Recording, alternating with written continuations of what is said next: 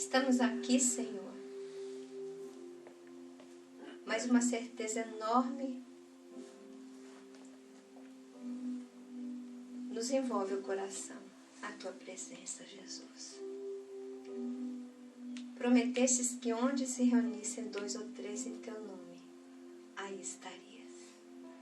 E é com muita gratidão que agradecemos a Tua presença entre nós. Seja bem-vindo, Jesus. Envolve-nos nas Tuas vibrações doces e amorosas. Permita que possamos usufruir das benesses da Tua misericórdia. Fica conosco. Inspira, Senhor, a palestrante desta noite, envolvendo-a em luz, em harmonia, em alegria, assim como todos nós aqui presentes.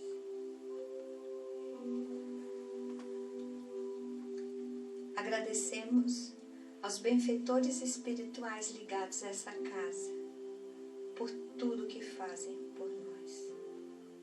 Agradecemos também aos espíritos amigos que acompanharam estas 2 nossas irmãs que vieram do Brasil.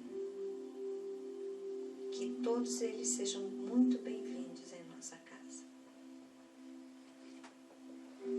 Com alegria, abrimos a nossa casa hoje para receber a Tua palavra, Senhor. Para receber os ensinamentos que nos ajudarão nesse processo de transformarmos o nosso eu interior, de nos conhecermos, de conhecermos também os mecanismos da relação entre os 2 mundos através da mediunidade. Abençoa, Senhor, todos os médiuns deste planeta e ajuda que o mais pronto possível consigamos esclarecer, levar conhecimento sobre a mediunidade para que tenhamos pessoas mais ajustadas e mais felizes e cada vez menos pessoas com problemas de ordem psicológica e psiquiátrica. Assim, Jesus, abençoa a noite de hoje e fica conosco aqui, junto a nós e onde formos. Que a Tua luz vá até os nossos lares, envolva todos aqueles que não puderam vir até aqui. Que leve paz a toda essa humanidade sofrida. Que nos envolva em saúde, em entusiasmo, em energias renovadas, para que jamais, Senhor, desistamos de cumprir com a vontade de nosso Pai. E jamais desistamos da tarefa no bem, por maiores que sejam as dificuldades. Fica conosco, Jesus. Que assim seja. Que assim seja.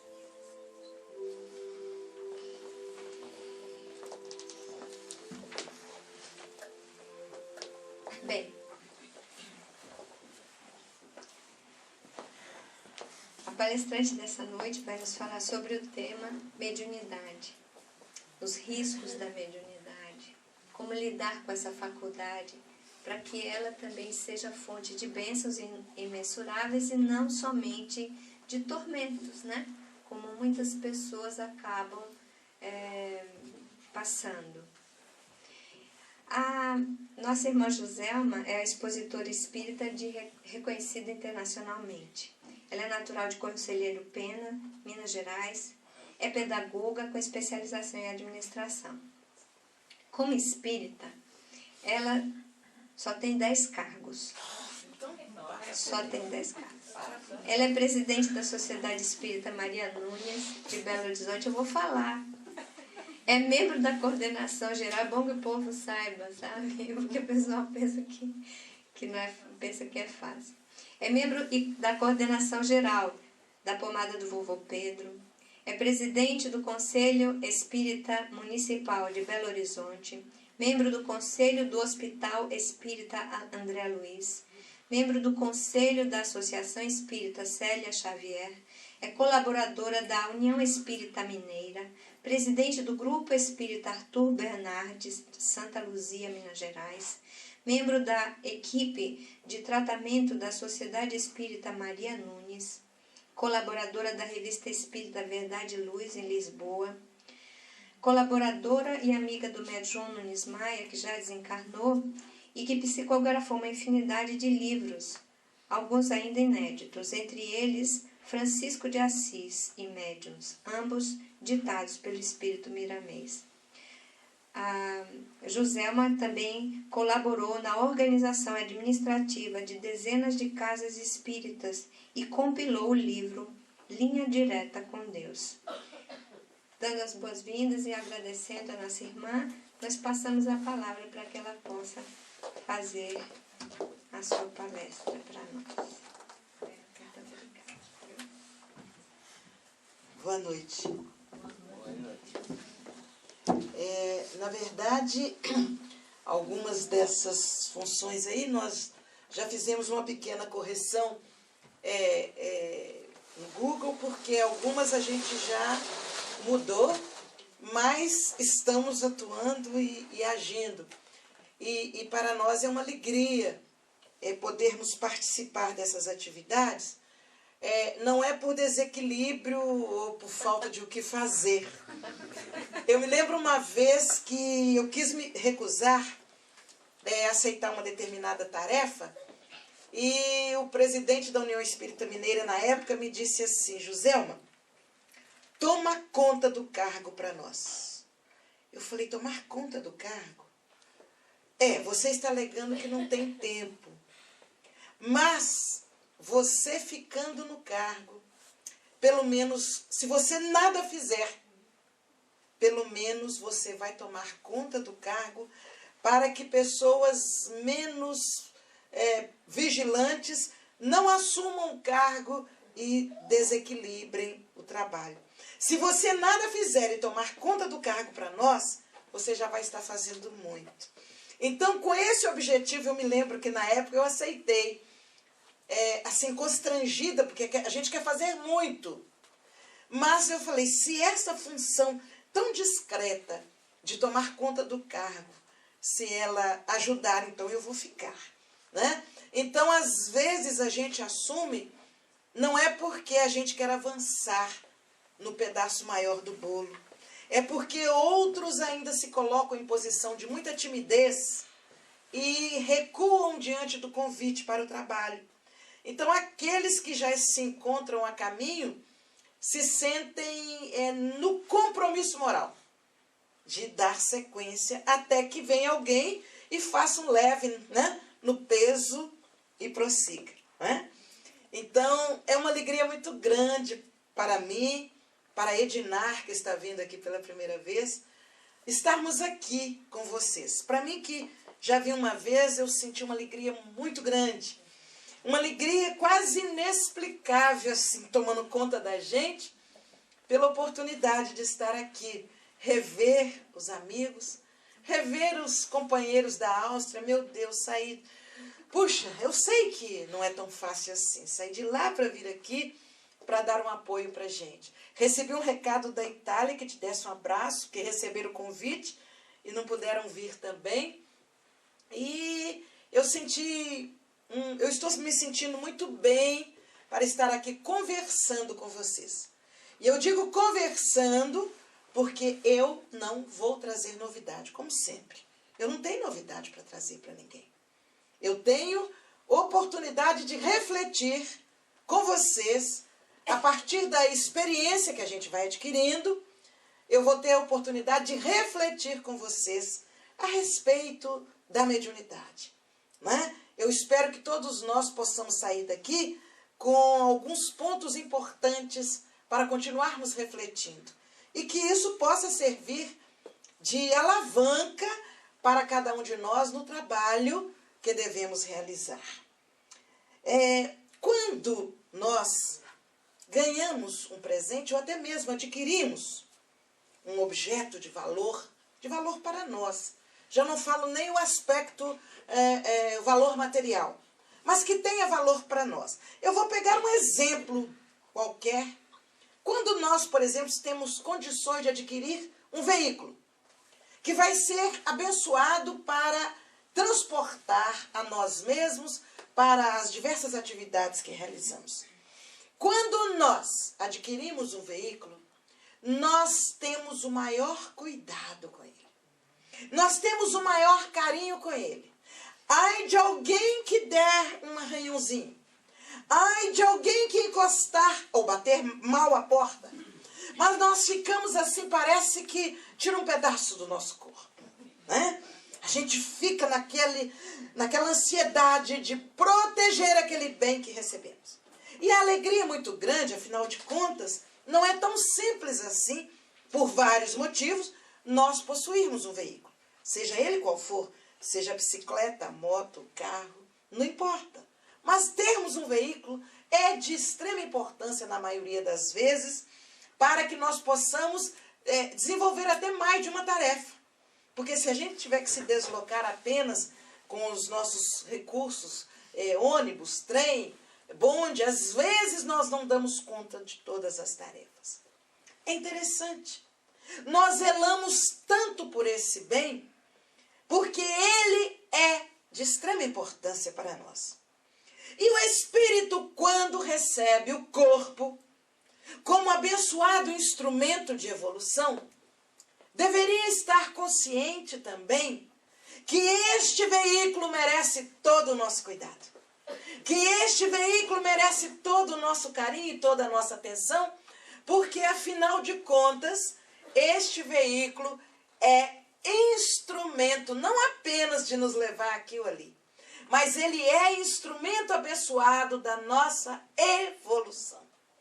Assim é que, quando nós, espíritos, identificamos o valor de algumas das faculdades que possuímos, por exemplo, o valor da nossa boca, do nosso paladar, é uma das faculdades, um dos sentidos. A gente começa a valorizar e nós buscamos manter a nossa arcada dentária adequada, protegida. Nós buscamos aliviar de todas as formas possíveis as dificuldades, as agressões que a nossa boca possa receber. E nós nos sentimos muito felizes por podermos identificar o sabor doce, o sabor azedo, o amargo, e nós podermos saborear aquilo tudo que nos é oferecido, principalmente por aqueles brasileiros que residem na Suíça e adjacências. Então, a gente valoriza muito a nossa boca. Mas é interessante que, mesmo valorizando tudo o que ela nos oferece, a gente custa a identificar a importância da higiene, não a higiene física, mas a higiene moral, a higiene espiritual, articulando apenas palavras que façam crescer, palavras que engrandeçam, que alegrem, que estimulem. A gente, quando percebe, nós estamos, às vezes, usando a nossa boca de forma inadequada. Se nós fôssemos passar, e a gente vai ter que cortar, porque senão não conseguimos fazer todo o passeio que gostaríamos de fazer, se nós formos passar por todos os outros sentidos, a audição, né? Como seria bom se nós conseguíssemos não apenas cuidar dos nossos ouvidos no aspecto material, mas também pudéssemos cuidar daquilo que ouvimos, selecionando de forma adequada tudo aquilo que é belo, tudo aquilo que eleva, tudo aquilo que faz crescer, e nós pudéssemos selecionar, e até aquilo que ouvimos e que não é muito adequado, que nós pudéssemos fazer uma transformação com nossas condições íntimas para tirar o proveito melhor, tirar o útil daquilo que não é muito agradável e que a gente ouviu. Assim, com todos os sentidos. A nossa visão, quantas vezes nós precisamos cuidar, né? Hoje eu tive uma amiga que viu que eu estava lacrimejando de alguma forma em excesso. E lá veio ela, vamos usar um óculos escuro. Você não pode, porque aquilo parecia que eu estava, né, emocionadíssimo por estar. Eu estava. Por conhecer alguns locais, né, daqui da Suíça e tal. Mas, na verdade, fisicamente, meus olhos estavam reclamando da claridade. Abençoada claridade que anunciava que a neve, né, já não chegaria com tanta intensidade como esteve até nos dias passados. Mas a gente zela pelo aspecto físico do olhar. Entretanto, muitas vezes não selecionamos aquilo que nossos olhos veem. E não nos preocupamos em, mesmo vendo alguma coisa que não é muito adequada, de extrairmos dali aquilo que é bom. A mensagem de beleza, de trabalho, de esforço, de dedicação, a gente não consegue, às vezes, abstrair. E por todos os sentidos que temos, que Deus ofereceu ao nosso corpo, como instrumentos capazes de nos manter em contato com o mundo material. E também deste mundo material, não só abstrair o que tem de bom, mas oferecermos também, através dos mesmos sentidos, aquilo que possa fazer crescer e possa estimular o progresso. E quando caminhamos para uma outra faculdade, uma faculdade que todos possuímos, uma faculdade que tem suas bases definidas na estrutura orgânica, como esses outros que eu disse, a visão, a audição, o tato, né, o paladar. Mas essa outra faculdade tem suas bases na estrutura orgânica, mas de uma maneira muito especial. Abençoada e criada por Deus para isso, ela se expande a partir da estrutura orgânica e como que com antenas de alto poder de comunicação, como antenas altamente sensíveis, que a ciência ainda não descobriu algo semelhante, esta faculdade, muitas vezes por não ser conhecida por nós outros, ou por não ser refletida por nós outros, muitas vezes nós não temos muito zelo com ela. De uma certa forma, ou nós deixamos que ela caia num processo de vulgarização, onde nós nos deixamos levar, até mesmo pela comercialização desses dons abençoados que nos foram oferecidos por Deus, e a gente, de uma certa forma, comercializa esses dons. Nós condicionamos o nosso relacionamento, muitas vezes, a esses dons. Nós mutilamos determinadas relações a partir desses dons e nós não percebemos que esses dons não são nossos, embora estejam baseados e como que acoplados à nossa estrutura orgânica, à nossa estrutura física. Mas esses dons funcionam como um instrumento verdadeiro de evolução, nos permitindo relacionar com nós mesmos, no nosso dia a dia, refletindo e revisando as nossas condições de vivência e de relação com as pessoas, nos permite relacionar com as pessoas de uma maneira muito mais suave, de uma maneira muito mais elevada, e mais do que isso, nos permite relacionar com Deus. Porque esses dons aceleram a nossa relação com Deus. Essa faculdade, certamente todos vocês já imaginaram que eu estou aqui falando dessa beleza, dessa potência energética e vibratória que nos é oferecida. Essa faculdade é exatamente a mediunidade. E é interessante que muitos fazem dela tabu. Quantos não querem abrir mão da mediunidade? Eu não quero ser médium. Ai, meu Deus, eu não quero ver. Mas por que você não quer ver? Ai, não, eu tenho medo. Por favor, eu não quero ver. Arranja um jeito de anular em mim a evidência. Mas como, meu Deus? Você pode ver tantas coisas belas. Não, mas eu vejo também algumas coisas que eu tenho medo delas. E eu não quero ver. Olha, por favor. Mas como? A faculdade, a mediunidade, ela não é algo que nós possamos simplesmente aboli-la da nossa vida.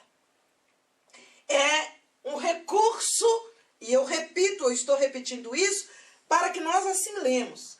Ela é um recurso abençoado para a nossa evolução.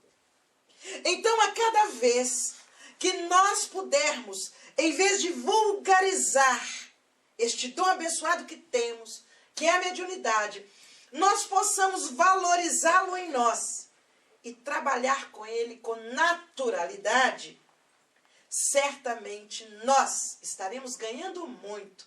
E aqueles que estão à nossa volta também serão beneficiados por este processo. Então, no dia a dia nosso, nós vamos buscando perceber onde é que nós encontramos barreiras, dificuldades, para que a nossa mediunidade possa se expandir com naturalidade. E, na verdade, muitas vezes, essas barreiras nascem em nós próprios. Porque nós nos achamos diferentes, porque a cultura, a sociedade, vê com olhos diferentes os médiuns. Mas a sociedade vê com olhos diferentes os médiuns, muito mais porque, de uma maneira geral, a sociedade gosta de tirar proveito dos médiuns. Então, a gente vai vivenciar com os médiuns, não porque eles podem ser instrumentos de mensagem de paz e de amor, mas porque eles podem adivinhar para mim o futuro. Será que eu, chegada no Zenta, ainda vou conseguir encontrar alguém assim do jeito que eu imagino? Ai, será que eu vou conseguir? Ah, se tiver um médium que prevê o futuro, quem sabe ele vai me dizer. E eu vou me aproximando do médium, e eu vou sondando, e eu vou tentando puxar as palavras dele para ver se ele solta alguma coisa que me atenda à curiosidade. Ah, não, fique tranquila. Ele está a caminho, só não disse em qual reencarnação. Então, ele está a caminho e ele é uma espécime muito bonita. Ele vai ser o homem da sua vida, dos seus sonhos. E eu fico, eu já não faço mais o que eu tenho que fazer. Porque eu começo a trabalhar aquele sonho de esperar, me preparando para ver se a pele não desce assim um pouco, né? Porque ela continue assim, bem firme, e eu possa me manter jovial, porque ele precisa me encontrar. Mas o médium não disse em que época que ele vai vir. Mas eu estou esperando. E assim, com este pequeno exemplo, muitos outros, nós ficamos na expectativa de que o médium vai ser um instrumento de adivinhar o nosso futuro, de dizer se aquele que está ao nosso lado é bom ou se não é bom. E mais do que isso, de nos dar uma receita, a receita da felicidade. Este tem sido, em muitas situações, um dos grandes obstáculos que nós próprios colocamos porque nós passamos a ter medo. Nós não queremos chamar atenção. Nós não queremos virar destaque no meio das pessoas. Nós temos medo de encarar a sociedade, encarar as pessoas. Então, a gente cria uma barreira para a mediunidade. E aí, começamos a buscar os médicos. Os médicos que são extremamente necessários, porque se não fossem, os profissionais da saúde de uma maneira geral, se não fossem, Deus não teria permitido que eles existissem.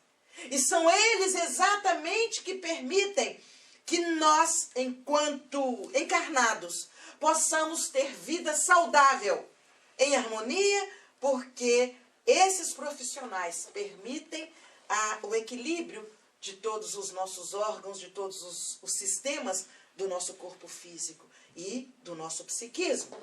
Mas a gente prefere no momento em que a mediunidade começa a florar, nós preferimos buscar a justificativa de que é um problema físico ou emocional ou psicológico e buscamos os profissionais. A gente busca os profissionais, durante algum tempo alguma coisa acontece e aquilo fica assim como que apaziguado. Mas daí a pouco começa tudo outra vez. E nós começamos a sentir sinais que nós não conseguimos controlar. São sinais incontroláveis de que algum ser, alguma entidade do plano espiritual está tentando comunicar-se comigo. É interessante que hoje a ciência vem chegando pertinho e mostrando através dos filmes, através das pesquisas, que existem mundos, não apenas os mundos habitados no universo, mas existem mundos sutis, que nós não vemos com os olhos normais da carne, mas sentimos que eles como que interpenetram a nossa vida e nós interpenetramos naquela vivência de experiências espirituais, físicas, que passam a ser um plano completamente diferente e que, quando trabalhado com harmonia, com inteligência, com naturalidade, esta vivência vai trazendo para nós um processo de felicidade. Um dos obstáculos, então, é a nossa própria confiança, porque geralmente não temos. Ou então, o excesso de confiança. É outra coisa muito grave, porque nós começamos a nos sentir de tal forma envolvidos por uma destinação celeste que nós nos colocamos numa posição de guias, de orientadores, de mentores daqueles que estão à nossa volta. Este também é um risco muito grave, porque, na verdade, estamos todos num aprendizado constante. E a cada dia que passa, nós percebemos que aquele dia foi um dia de profundas lições para todos nós. Então, quando saímos da barreira, ou pelo medo, ou pelo excesso de confiança, nós encontramos o meio termo. O termo, aquele ponto que nós só conseguimos vivenciar quando o conhecimento que vamos adquirindo, não só pelos livros que estudamos, e precisamos fazê-lo, estudar cada vez mais, mas não só pelos livros, mas pela maturidade da vivência, das experiências que nós vamos adquirindo de tal forma que nós vamos aprendendo a viver com os espíritos. E eles passam a ser não aqueles elementos que nos assustam, mas eles passam a ser nossos companheiros do dia a dia, como as crianças fazem. As crianças que registram a presença dos espíritos, elas agem com tanta naturalidade. Elas conversam, elas brincam, elas marcam encontros com eles, elas trocam experiências com eles, porque para elas não existe este temor que, na medida que crescemos e que emancipamos a nossa condição de raciocínio e que nosso livre-arbítrio começa a atuar de uma maneira mais ostensiva, às vezes nós perdemos a naturalidade da convivência com os espíritos. E no dia a dia, vão nos ensinando os espíritos que existe um toque maior do que a sensibilidade que vai acionar as condições mediúnicas em nós. Diz o Espírito Fabiano de Cristo: as mãos que curam devem ser acionadas por mentes em equilíbrio e corações que amam. O dia que eu ouvi essa frase, eu comecei a trabalhá-la na minha intimidade. As mãos que curam. E quando se fala em mãos que curam, nós não estamos aqui desejando que algum de vocês ou algum de nós sejamos médiuns ostensivos de cura que colocamos a mão. Nós não estamos falando, aliás, a verdadeira cura não é a melhora do corpo físico. Quando se dá uma recuperação no corpo físico, é a melhora, é a harmonização do corpo físico. A verdadeira cura, ela se dá no conjunto. Quando a minha cabeça entra em harmonia, quando o meu perispírito começa a extravasar aquela luz que vem a partir do amor, né? Quando o conjunto espírito, perispírito e corpo trabalham em harmonia, eu posso estar até com problemas físicos, mas eu me sinto curada pela condição íntima com que eu me encontro. Eu me curo das mazelas do espírito, e isso reflete, através do perispírito, reflete no corpo físico. Então, voltando na frase de Frei Fabiano, as mãos que curam, e aí agora já é diferente, que curam pelo gesto de carinho, por estender a mão, por um afeto, por uma manifestação de amor. As mãos que curam devem ser acionadas por mentes em equilíbrio. Para que nós possamos ter equilíbrio mental, nós precisamos, além do conhecimento, precisamos ter fé. Não há fé nos milagres, não há fé nos fenômenos que possam acontecer à nossa volta, mas a fé que somos filhos de Deus, acreditamos nessa herança divina que possuímos. E como filhos de Deus, nós temos a certeza, a convicção que trazemos as qualidades dele. Então eu tenho fé nele, acredito também em mim, no meu potencial, na minha condição de fazer alguma coisa diferente, para melhor, para ajudar a mudar o mundo. Como trouxe a Gorete, você e a paz. O dia que nós conseguirmos, cada um de nós, sermos instrumentos da paz, o movimento Você e a Paz, ele será universal.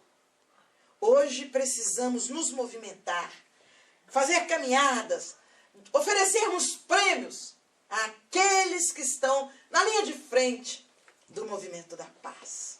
Mas haverá o dia que não vai ter, se Deus quiser, eu rogo praga, uma bela praga. Você não vai ter troféu e medalha suficiente para homenagear a todos os que estão na linha de frente, vivenciando a paz. Isso tem que ser assim. Mas nós só vamos conseguir isso quando nós estivermos com a nossa mente em equilíbrio. Mas não a mente em equilíbrio naquele sentido apenas de aparência. Nossa, fulano é inteligente, olha que maravilha. E a gente fica, não, nem sempre. Aquele que traz a aparência que está em equilíbrio, nem sempre ele está. Aquele que tem a mente em equilíbrio, ele chora, ele se emociona, ele sorri, ele gargalha, mas ele vibra no amor, ele vibra na gratidão. Este tem a mente em equilíbrio. E quando eu digo gratidão, é porque ele reconhece ser filho de Deus e, como tal, ele agradece a Deus a bênção de estar encarnado e de ser médium. E aí diz Frei Fabiano de Cristo, mente em equilíbrio e corações que amam. É tão fácil, né? É tão fácil amar aqueles que nos amam. E é por isso que Jesus bateu tanto nessa tecla. Tem uma passagem dele, de Jesus, que eu sempre me recordo. Quando você estiver indo para um templo, para fazer uma homenagem a Deus, antes, se você se lembrar que você tem uma diferença com alguém, volte, deponha ali no chão a sua oferenda a Deus e volte. Volte atrás nos seus próprios passos e vá reconciliar-se com aquele com quem você tem diferença. Mas quando eu estou dizendo isso, minha gente, eu não estou dizendo que é para nós sairmos por aí abraçando aquele que ainda não dá conta de me abraçar, nem eu a ele. mas abraçar pela alma. Corações que amam, amam. Não guardam mágoa. Não deixam marcas na relação. Amam e pronto. E aí, quando nós depomos a oferenda no chão e voltamos, é sentido figurado. É sentido figurado, mas é de extrema importância. Porque o que adianta eu vir aqui falar com vocês sobre mediunidade se eu não aceito a mediunidade no dia a dia? Se eu recuso a inspiração que me vem dos espíritos? Se eu acho que eu sei mais do que eles e não aceito aquela presença amiga que me ajuda, que me inspira, que me intui? Então, eu não estou reconciliando, eu não estou com a mente em harmonia e eu não estou vibrando no amor. Então, vejam que a maior condição, a maior e melhor condição para que possamos ser bons médiuns é exatamente trabalhar em nós a harmonia da mente e a vibração de amor em nossa alma. Então, a partir deste momento que nós conseguirmos isso, certamente nós estaremos sendo médiuns. Médiuns do amor. Médiuns da luz. Porque muitos acreditam até hoje que a mediunidade só se dá em torno de uma mesa, de uma reunião mediúnica. Existem muitas pessoas que entram, se assentam numa postura de disciplina, dialogam com os espíritos, ouvem os espíritos e falam, mas fulano tinha que estar aqui hoje, meu Deus, isso que o espírito falou, eu vou pedir uma cópia do que ele falou, porque fulano tem que ler o que ele escreveu. É por aí que a gente vai. Às vezes eu não percebo que aquela mensagem é profundamente para mim. Eu estou tão bloqueada no meu processo de vaidade, no meu processo de autovalorização, que eu não percebo que aquela mensagem está dirigida de uma maneira muito intensa para mim, para os meus limites, para que eu possa crescer na compreensão e na valorização daquilo que eu vou ouvindo. Na medida que eu vou entendendo a mediunidade, que ela não é apenas aquele instrumento de eu me comunicar com os espíritos de forma direta na reunião mediúnica, mas que ela vai estar acionada às 24 horas do dia comigo, esta mediunidade. Em todas as circunstâncias, mas sem fanatismo, pelo amor de Deus. Porque se a cada vez que eu falar assim, não, deixa eu ver o que o espírito quer que eu fale agora. Não, mas peraí, eu tenho que parar, eu tenho que fechar os olhos. E eu tenho que segurar a testa. Eu até hoje eu não sei por que a gente, para orar, a gente tem que segurar a testa assim, e põe o cotovelo na mesa e entramos em profunda oração. E aí eu penso assim, há momentos que você está no meio de uma praça pública e alguém cai ali, você não pode prestar socorro. Por quê? Não, porque não tem local adequado para que eu possa exercer a minha mediunidade. Mas como? Jesus disse, ao orar, entra em teu quarto. Não era o quarto físico, era o quarto da nossa intimidade. Então, a mediunidade ela é acionada e aciona a cada um de nós às 24 horas do dia, em todos os momentos. Às vezes você está assim pensando, de repente, vou ligar para o fulano. E você liga para o fulano. E o fulano estava extremamente necessitado de ouvir a sua voz. Ou quem sabe de falar com você. Né? Então, eu vou tomar esse ônibus, não vou não. Eu vou tomar aquele trem. E aí, quando você assusta, é exatamente naquele trem que você vai ser instrumento mediúnico para socorrer alguém. Mas não precisamos nós, enquanto médiuns, no nosso dia a dia, darmos todos os sinais para as pessoas que estão à volta que você está em contato com o plano espiritual. Então aí você estrebucha, louvado seja nosso Deus. Então, não há necessidade disso. Quanto mais naturalidade, mais facilidade o espírito tem. Quando existe todo esse processo de força, deve ser porque está havendo alguma situação de descompasso em que os dentes desta roda não estão encaixando nesse aqui. Aí a gente tem que fazer aquele esforço violento sobre-humano para que o espírito possa se comunicar. Aí alguém que esteja aqui, que ainda trabalha num processo desse, puxa vida, então, meu Deus, então minha mediunidade está toda errada, porque eu ainda tenho umas manifestações assim. Não, minha gente, mediunidade é amor, mediunidade é compreensão. E nós que falamos de mediunidade, entendemos todas as situações, ou temos a obrigação de entender todas as situações com que os espíritos se manifestam. Às vezes não é o médium que não está conseguindo controlar. Às vezes é o espírito que está desconectado com as energias ali, e ele vem todo como que, né? Como se fosse um polvo, né? Todo assim, e ele na sua comunicação, ele causa um impacto energético na nossa estrutura orgânica que nós recebemos, às vezes, algum choque, alguma. Mas isso não quer dizer que todas as vezes que os espíritos vão trabalhar junto conosco, em parceria conosco, que nós precisamos deixar de maneira ostensiva que todas as pessoas vejam e saibam que nós estamos naquele momento em trabalho com os espíritos. Porque não tem jeito, é o tempo todo. Existe um médium profissional, né? O médium engenheiro, ou engenheiro médium, não importa. O médium advogado, o médico médium, o dirigente da casa, administrador médium, o bibliotecário médium. E nós, em todas as situações, somos médiuns em ação. Abençoados que somos, que enquanto caminhamos, os espíritos que atuam naquele setor onde trabalhamos, eles podem contar conosco desde que estejamos com a mente em equilíbrio e vibrando no amor.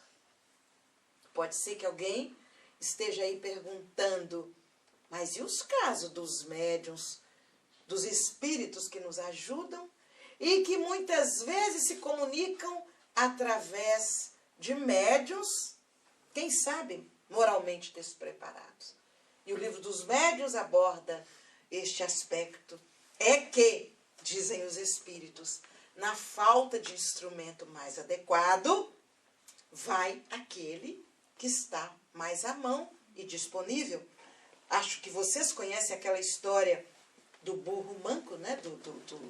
do nosso irmão X, quando ele narra a história de um médico que, estando numa determinada região, ele precisava se deslocar com urgência para socorrer alguém que estava num processo de parto num povoado próximo. E como ele estava assim, muito tranquilo ali, ele tinha dispensado a sua montaria, o seu veículo, porque ele iria ficar ali uns 3 dias.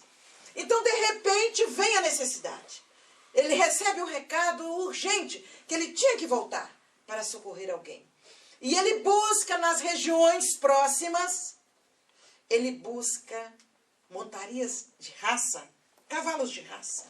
E ele vai num fazendeiro e o fazendeiro pede 1000 desculpas. Mas como eu gosto do senhor, doutor. Como eu me sinto honrado do senhor me procurar. E eu gostaria tanto de ajudá-lo. Mas amanhã tem corrida de cavalo.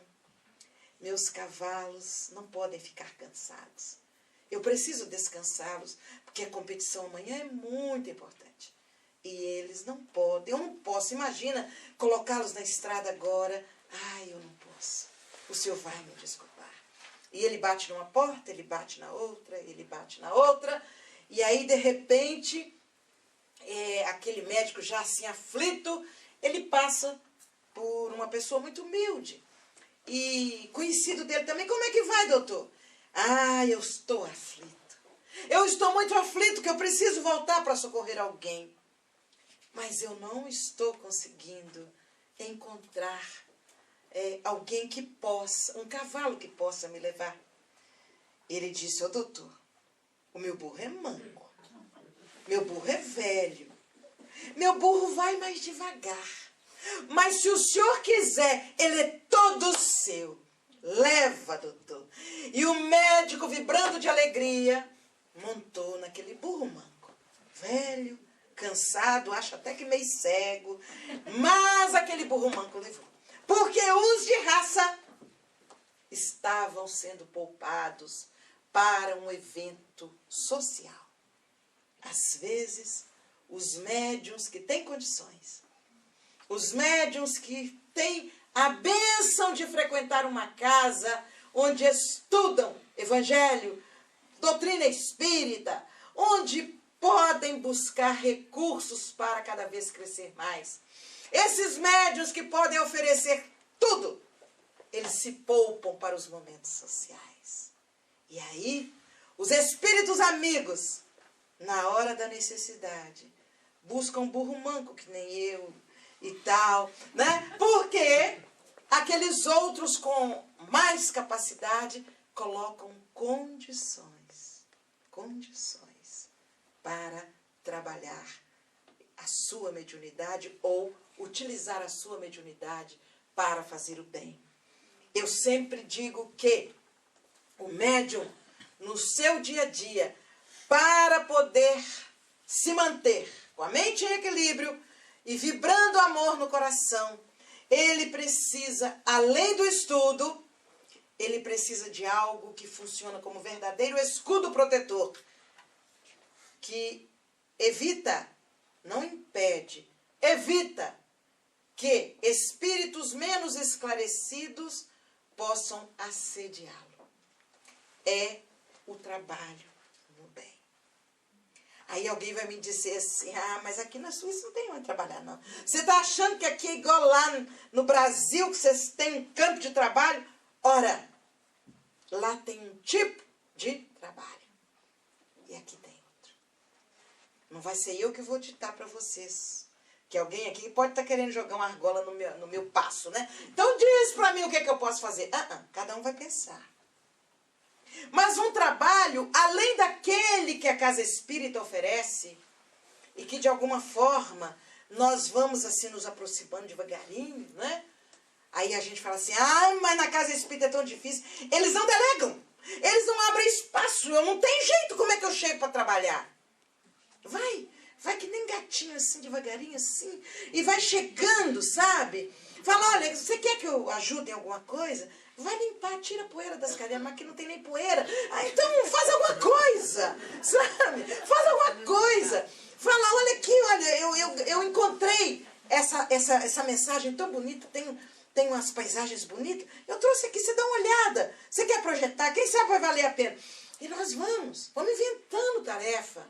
Não inventar tarefa pelo simples fato de inventar, porque aí seria até desrespeito à nossa inteligência. Mas inventar tarefas que façam bem. Mas além dessas, na Casa Espírita, eu entendo que todo médium, e somos todos nós, todo médium deve ter, eu costumo dizer assim, o seu apostolado, sim, em que ele, de forma silenciosa, ele realiza aquele trabalho. Nós nos lembramos de Chico Xavier, que fazia a peregrinação, era em silêncio. Depois a coisa virou assim, né? Um momento social espírita para os outros. Para ele continuava sendo uma atividade espírita de amor. Quando ele fazia aquela peregrinação de visitar alguns lares e ali levar não só a cesta básica, mas levar o sorriso, levar a palavra, levar o abraço, trocar umas palavrinhas, fazer uma prece juntos, e aí ele prosseguia. A gente vê Divaldo que de quando em quando, eu não sei se ainda faz, mas eu acredito que sim, ele com um pequeno grupo vai fazer a visita lá nas palafitas, vai lá visitar o pessoal, as famílias, é aquele trabalho discreto do médium. Porque nós precisamos disso. Senão quando nós percebermos, nós estamos mecanizados. A gente fica parecendo um robô que só faz aquilo que já está escalado no trabalho da Casa Espírita. Então é preciso sair da gente um pouquinho, sabe? Um telefonema para alguém, uma visita para o outro, sei lá, alguma coisa que possa ser feita que você fala assim, isso aqui eu fiz e vou levar para fulano. Né? Pode ser um bolo, sim, porque alguém pensou assim, mas pode ser fazer um bolo, por que não? Sabe, aqueles bolos que você sabe fazer assim, gostoso e tal. Vem cá, eu vou levar, eu fiz esse bolo aqui hoje, eu trouxe para você. Às vezes a pessoa estava doida para comer o bolo, ou às vezes nem estava pensando em bolo.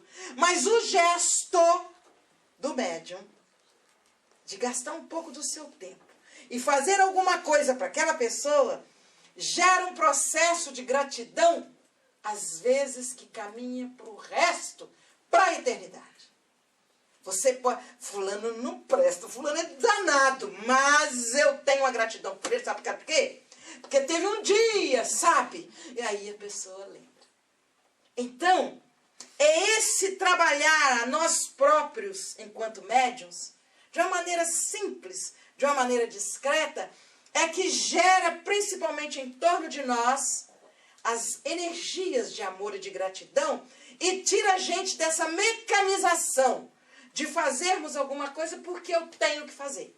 Eu tenho que ir lá no SEAC. Eu tenho que ir no SEAC, porque se eu não for, a Gorete vai registrar que eu estou faltando e eu posso perder a vaga na reunião. Ora, meu Deus. Então você está indo para não perder a vaga? Ou você está indo porque você é médium e você, mesmo sabendo que você é uma enxada meio que enferrujada, meio assim com as pontas tortas, o burro manco, mas você sabe que os espíritos podem trabalhar através de você. Qual é o motivo que te move? É a Gorete não pôr falta para você? Nem sei se a Gorete põe falta, né? É a Gorete pôr falta para você? Ou você ser instrumento do amor no trabalho?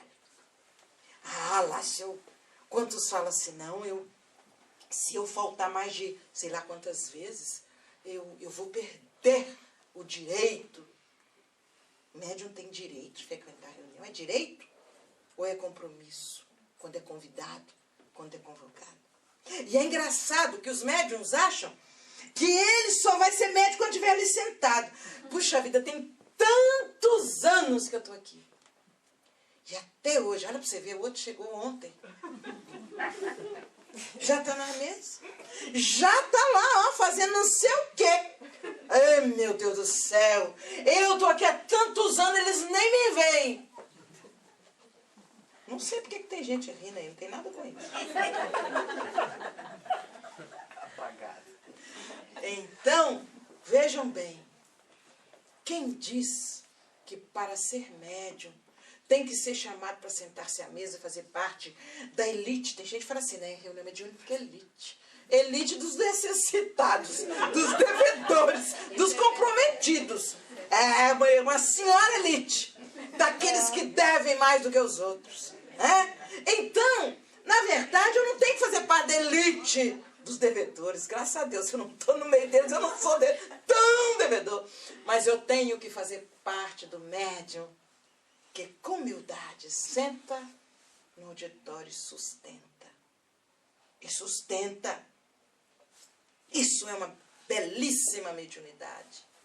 Chega, senta e começa a dar sua sustentação. Com seus bons pensamentos, com suas preces. Porque tem gente que acha que é uma beleza vir aqui à frente e falar. Eu não acho. Eu falo por compromisso. Eu falo que eu sei que eu já tenho, né, coisas lá para trás que eu tenho que falar. Então eu preciso falar. Mas eu não acho que é uma beleza. Sabe por quê? Olha, você é a mais devedora, porque você ouve o que você está falando. E você tem que exemplificar, queira ou não queira, o que você está falando. Então você tem que ser coerente. Então se eu pudesse, eu não falava. Mas então, se eu não posso assentar-me aí e ouvir, que eu possa fazer de maneira em harmonia o que eu tenho que fazer. E cada um no seu papel. Eu não tenho que ir para a reunião mediúnica para ser médium. Eu vou me assentar e mesmo que o assunto seja repetido, mas teve um dia que eu dei uma briga com os companheiros lá da casa, eu tenho fama de brava e eu nem ligo. Sabe por quê? Tem um ditado que diz assim, cada povo Como é que é, né? Tem o governo que merece. Então, cada grupo espírita tem um dirigente que merece. Eu sei que eu sou brava, eu sei que eu sou chata, eu sei que eu sou generala, mas eu amo. Pode ter certeza que eu amo aquele meu povo. Aí, eu escutei uma conversa assim, que esse cochicho, né? Divaldo, não vou ver Divaldo, não. Divaldo, você reparou, ultimamente ele tá repetindo os assuntos. Não vou lá não. Minha gente, brotou, né?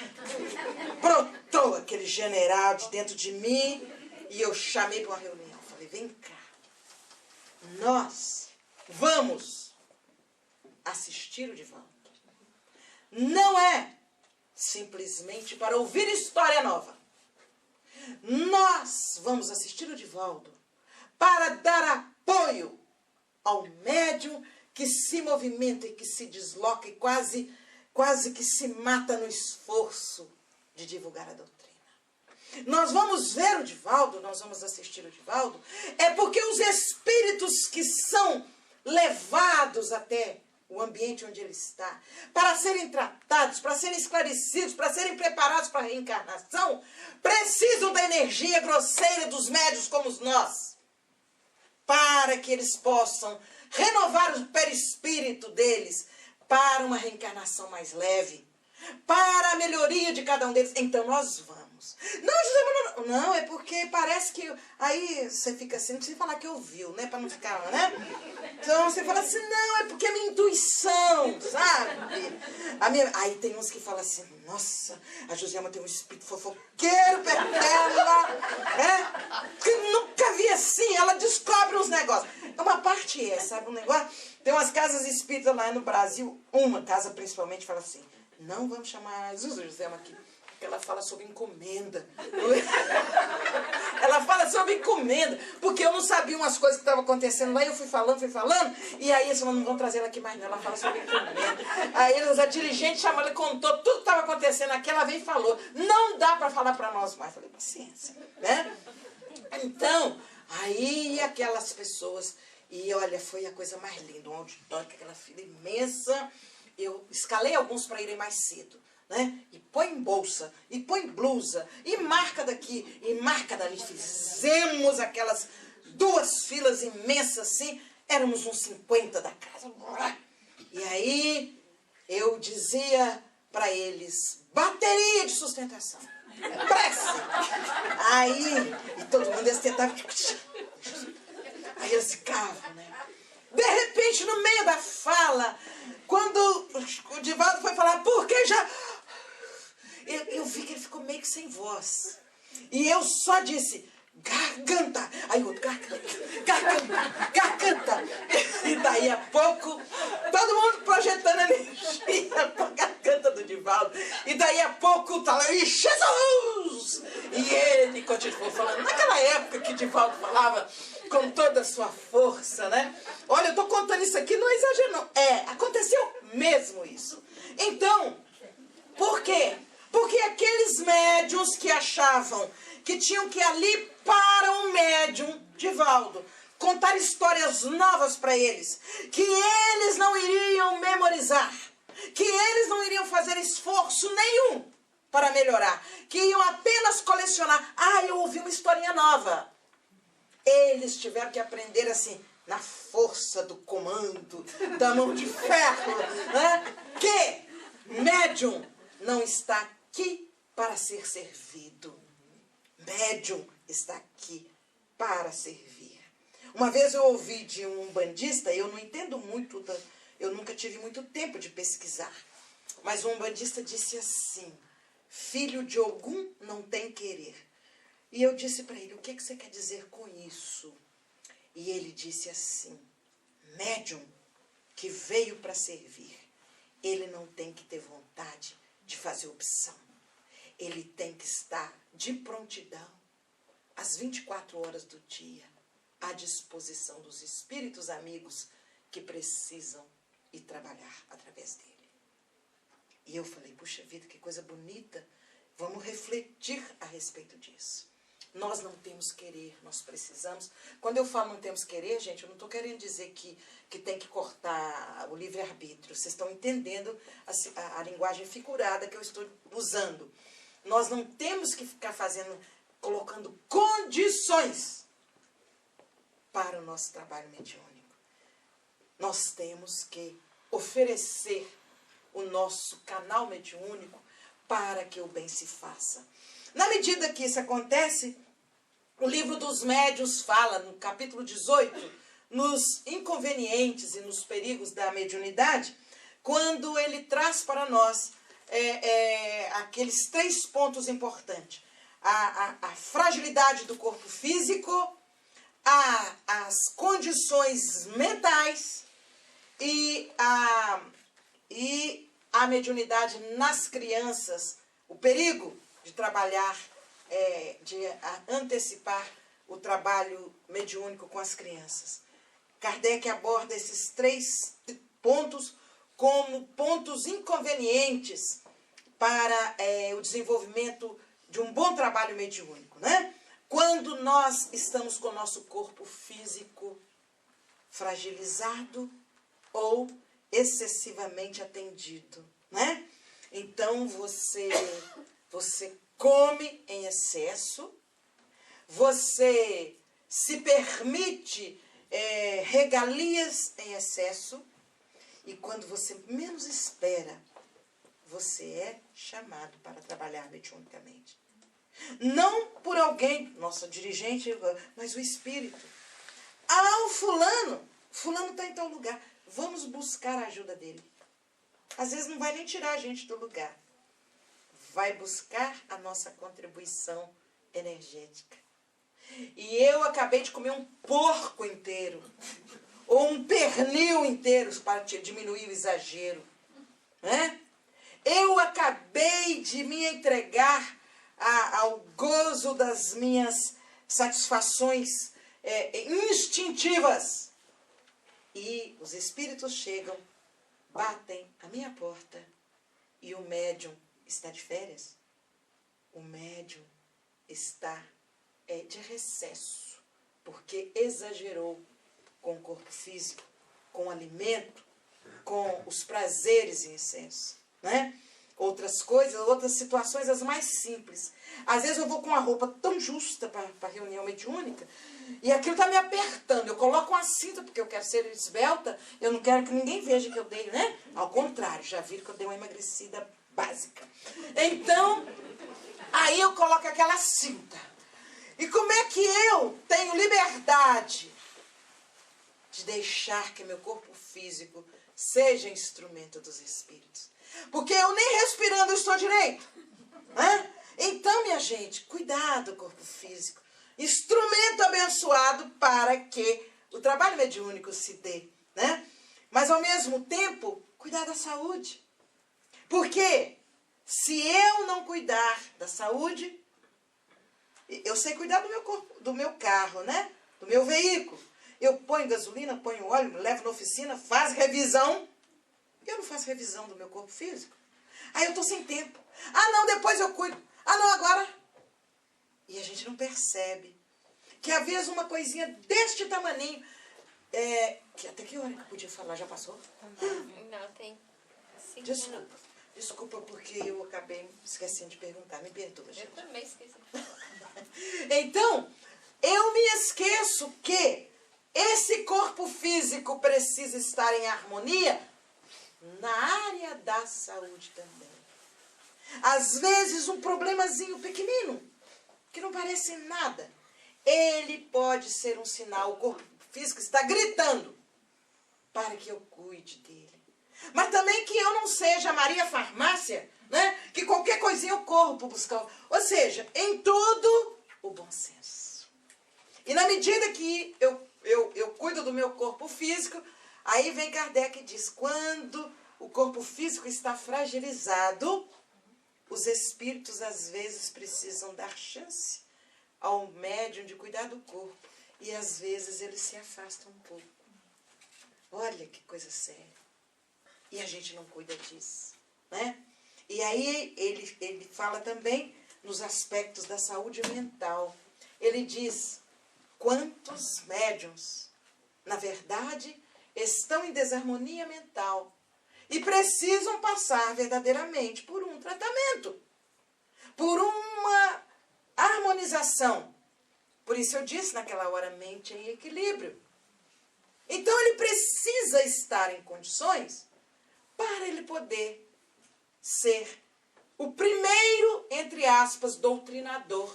E eu pus entre aspas, que a palavra doutrinador às vezes dá aquela posição assim, né? Eu sou mais importante que eu sou doutrinador. Né? Mas o próprio médium é o primeiro doutrinador do espírito que se manifesta através dele. Porque ele vai ter a obrigação de filtrar as informações. Ele vai ter a obrigação de ajudar. Aí o espírito chega aflito, você, olha, calma lá. Você vai se manifestar. Você vai trazer a sua mensagem. Mas, por favor, não exagere. Não abuse. Você se mantenha. Eu estou aqui, vou te ceder a oportunidade de trabalho. Mas você tenha a devida educação, o devido respeito no ambiente onde você está. E isso falado com amor e com autoridade, é claro que o espírito vai respeitar. Né? Então, essas colocações e outras mais vão promover, então, a nossa saúde mental, o nosso equilíbrio mental, para que nós possamos ser pontos de referência para o espírito, que às vezes, uma semana antes da reunião, eles já estão mais ou menos no nosso psiquismo, nos acompanhando. Aí eles veem a gente fazer de tudo. A gente xinga, a gente briga, fala mal do outro, critica não sei quem, assiste filme inadequado e pronta. E o espírito por ali acompanhando. Com permissão, é claro. Ele não está ali simplesmente por curiosidade. E depois, no dia seguinte, quando chega no dia da reunião, eu quero passar lição de moral para o espírito. Eu tenho que ter coerência. Eu só vou passar, não lição de moral, mas exemplo de postura moral quando eu vivenciar. Por isso aquele espírito dialogou, está lá no Evangelho. A Jesus eu conheço. Paulo, eu sei quem é. E vós, quem sois? Então, o médium, ao ser questionado, mas quem é você para me dar lição? Você é de ter uma história de vida. Olha, eu não sou santo, não. Mas eu me esforço todo dia para fazer isso. Eu estudo, eu me preparo, eu oro, eu silencio as agressões. Eu me torno humilde diante da postura, às vezes, inadequada de alguém. Eu estou fazendo esforço para melhorar. Eu tenho uma história, eu tenho autoridade. Poderíamos falar muito mais e o tempo me pegou aqui, né? Eu agradeço a todos vocês. Eu sei que ficou um monte de coisinhas a serem refletidas, mas não existe obra melhor para nós estudarmos e tirarmos as dúvidas do que o Livro dos Médiuns. Diz Kardec em Obras Póstumas e também na Revista Espírita, ele diz assim, que uma das maiores alegrias dele quando viu o Livro dos Médiuns pronto, foi o fato de perceber que diminuiu, depois de um certo tempo, o número das ocorrências vulgares em relação à mediunidade. Porque o conhecimento que o Livro dos Médiuns nos traz não nos permite mais vulgarizar a mediunidade. A mediunidade passa a ser aquele instrumento abençoado que nos redime dos compromissos do passado e nos projeta para a luz. A mediunidade, ela precisa ser, sim, trabalhada como aquela faculdade de porcelana fina que nós temos. Que nós vamos ter todo o zelo com ela, para que ela não se quebre. Mas também nem tanto zelo que eu vou escondê-la dentro do armário, porque senão ela vai se quebrar. Não. Que eu lide com ela com cuidado, com amor. Mas que eu a respeite em todos os momentos, em todas as circunstâncias. Que Deus nos abençoe, que Jesus nos ilumine. Muita paz para todos nós.